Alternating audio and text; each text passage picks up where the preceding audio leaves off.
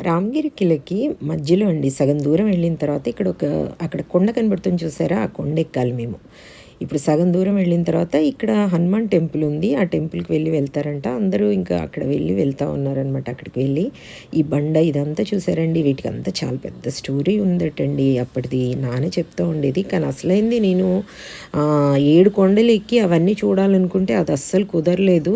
మమ్మల్ని స్ట్రెయిటే తీసుకెళ్లారనమాట. వర్షం వల్ల దానివల్ల ఇలా డైరెక్ట్ టెంపుల్‌కి వెళ్ళొచ్చినట్టు ఉందనమాట.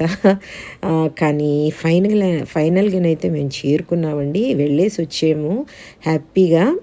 ఇదొక మాకు అడ్వెంచర్ అంటారు కదా! ట్రిప్పు అలా అయిపోయిందనమాట. మొత్తానికైతే వెళ్ళొచ్చాము. రామలక్ష్మణులది, సీతాదేవిది ఇదొక స్టోరీ ఉందండి. అదంతా కూడా నేను తర్వాత వీడియోలో యాజ్ ఇట్ ఈస్‌గా మా మాటలు అవన్నీ కూడా పెడతాను. ఇంటికొచ్చిన తర్వాత మా పరిస్థితి చూడండి. కాళ్ళు అస్సలు పని చేయలేదు మాకైతే.